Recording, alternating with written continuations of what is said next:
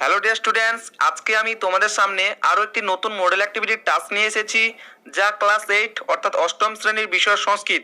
আমি ধীরে ধীরে আস্তে আস্তে তোমাদের সবার কিন্তু মডেল অ্যাক্টিভিটির টাস্কের অ্যান্সারগুলো করে দিচ্ছি। অবশ্যই তোমরা আমার পাশে থেকো, আমি যথাসাধ্য চেষ্টা করব তোমাদের সাহায্য করার।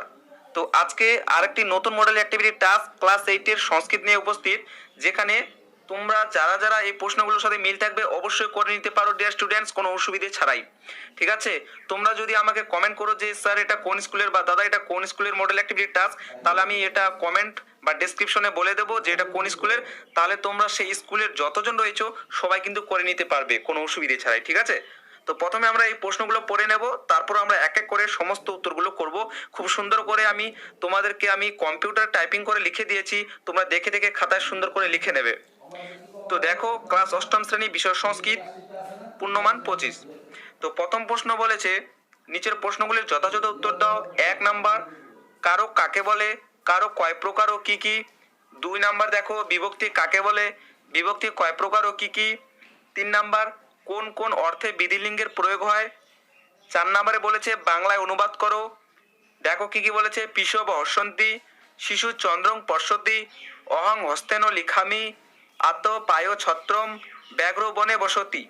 ঠিক আছে, এবং সবার শেষে বলেছে প্রতি শব্দরূপটি লেখো। ঠিক আছে, তো এগুলো হচ্ছে প্রশ্ন। এখন আমরা সুন্দর করে উত্তরগুলো দেখে নেব। তো অবশ্যই পাশে থেকো, ভিডিওটিকে শেষ পর্যন্ত দেখো, এবং যারা চ্যানেল নতুন চ্যানেলকে সাবস্ক্রাইব করে রাখো, তাহলে পরবর্তীতে তোমরা এই চ্যানেলের মাধ্যমে সমস্ত বিষয়ের মডেল অ্যাক্টিভিটির টাস্ক ছাড়াও এই যে আলাদাভাবে যে তোমাদের সংস্কৃত বিষয়টা রয়েছে এর কিন্তু ভিডিওগুলো তোমরা সবার প্রথমে পাবে। তো শুরু করি। তো ডিয়ার স্টুডেন্টস, দেখো আমি তোমাদের সামনে কিন্তু আমি এগুলো কম্পিউটার টাইপিং করে লিখে দিয়েছি। ঠিক আছে, তোমরা দেখে দেখে খাতায় সুন্দর করে লিখে নেবে। দেখো আমি কালারিং করে দিয়েছি, এগুলো যেগুলো রেড কালারে রয়েছে এগুলো কিন্তু প্রশ্ন, এবং নিচে যে এগুলো নীল কালার দিয়ে লেখা রয়েছে নীল কালি দিয়ে, এগুলো হচ্ছে উত্তর। ঠিক আছে, তো দেখো তোমরা আশা করি বুঝতে পারবে। তো প্রথম প্রশ্ন কি রয়েছে, কারক কাকে বলে, কারক কয় প্রকার ও কি কি। উত্তরে দেখো, একটু তোমাদের আমি জুম করে দিই, আশা করি এবার তোমরা আরো ভালো মতো বুঝতে পারবে। ঠিক আছে, তো দেখো কারক কাকে বলে। উত্তর, ক্রিয়ার সঙ্গে যার অন্বয় বা সম্বন্ধ থাকে তাকে কারক বলে।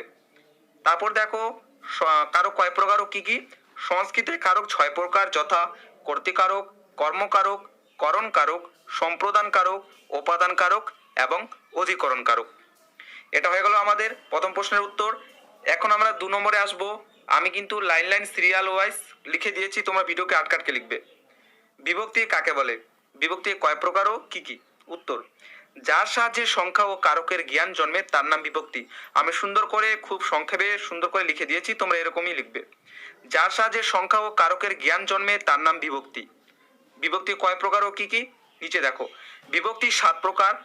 যদি আমরা বলি বিভক্তি এমনি 2 প্রকার, শব্দ বিভক্তি একটা রয়েছে, ক্রিয়া বিভক্তি এরকম। ঠিক আছে, তো তোমাদের যেহেতু এখানে সংস্কৃত বিষয়, তো সেহেতু আমি ভালো মতো এখানে লিখে দিয়েছি যে বিভক্তি 7 প্রকার, যথা 1 প্রথমা বিভক্তি, 2 দ্বিতীয়া বিভক্তি, তৃতীয়া বিভক্তি, চতুর্থী বিভক্তি, পঞ্চমী বিভক্তি, ষষ্ঠী বিভক্তি, দেখো আমি পাশে লিখে দিয়েছি, এবং সপ্তমী বিভক্তি।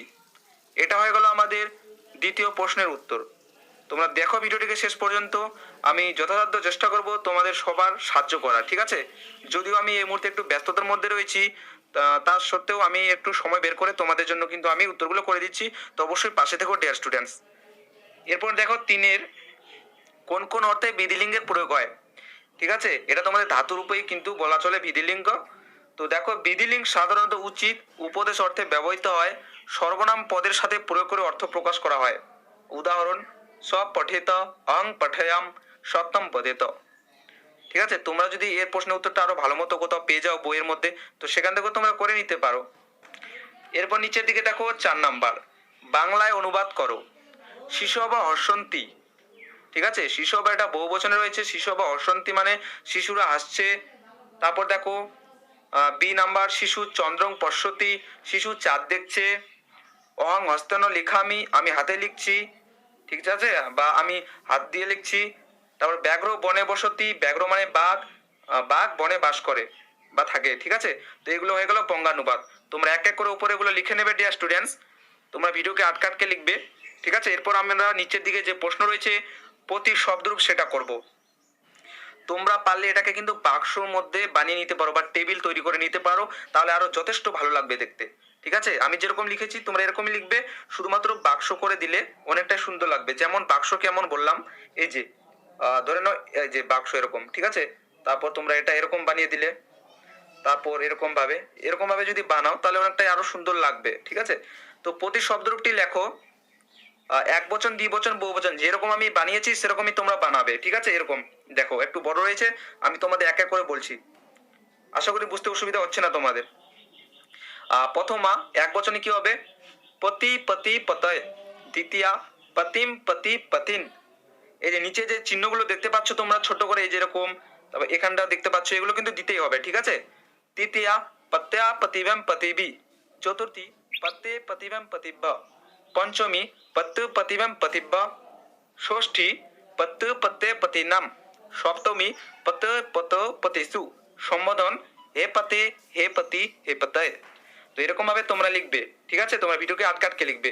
তো ডিয়ার স্টুডেন্টস, তোমরা ইউটিউবে যদি সার্চ করো হয়তো তোমরা কিন্তু এরকম ডিটেলসে বাংলা ভাষার সংস্কৃত কিন্তু পাবে না। তো অবশ্যই চ্যানেলকে সাবস্ক্রাইব করে রাখো, তোমার ফ্রেন্ডসদের শেয়ার করে দিও, তোমরা যে স্কুল থেকে দেখছো সেই স্কুলের তোমাদের বন্ধুদের একটু সাহায্য করে দিও। ঠিক আছে, তাহলে তাদের একটু হেল্প হয়ে যাবে এবং এতে আমারও ভালোই লাগবে। আমি চাই যে তোমাদের বেশি থেকে বেশি সবার সাহায্য করার। ঠিক আছে, তো আজকে এই পর্যন্ত রাখলাম, দেখা হবে পরবর্তী ভিডিওতে। তোমরা অবশ্যই আমাকে কমেন্ট সেকশনে জানাবে।